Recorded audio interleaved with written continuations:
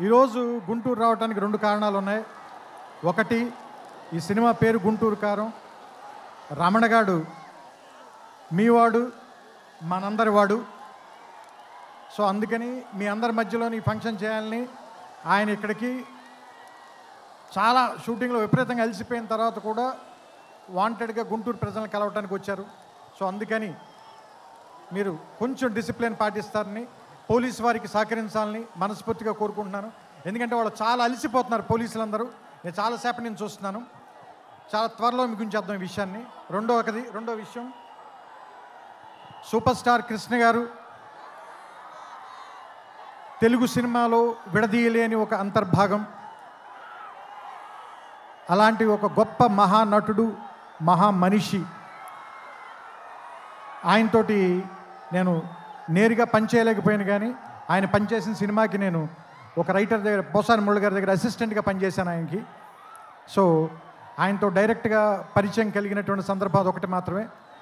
ఆ తర్వాత నేను అతడు కలేజాల సినిమాలు తీసినప్పుడు ఆయనతో మాట్లాడడం, ఆయనతో గడిపిన ప్రతి క్షణం కూడా నాకు చాలా చాలా చాలా అపూర్వమైంది, అమూల్యమైంది. సో అంత గొప్ప మనిషికి పుట్టినటువంటి మహేష్ గారు ఇంకెంత అదృష్టవంతులు అని అప్పుడప్పుడు అనిపిస్తూ ఉంటుంది. ఎందుకంటే ఆయన కొడుకుగా. మీ పిల్లలు ఇంటర్మీడియట్ మరియు ఎంసెట్ చదువుతూ సబ్జెక్ట్స్లో కన్ఫ్యూజ్ అవుతున్నారా? కాన్ఫిడెన్స్ లెవెల్ తక్కువగా ఉందా? రిపీటెడ్ మిస్టేక్స్ చేస్తున్నారా? అయితే మీకోసమే ఉంది rise app. 1 lakh question bank, performance analysis, online classes by experts, ఇంకా మరెన్నో ఫీచర్స్ తో మీ ముందుకొచ్చింది rise the perfect guide. Description లో ఉన్న లింకును ఉపయోగించి సబ్స్క్రైబ్ అవ్వండి. ఆయన్ని ఒక్కొక్కసారి నాకు అనిపిస్తుంది, ఆయన వెంచర్ చేయలేని సినిమాలు అన్నిటినీ వెంచర్ చేయడానికి, ఎక్కువ అడ్వెంచర్ చేయడానికి రెడీగా ఉండేటువంటి యాక్టర్ అనిపిస్తుంది ఆయన.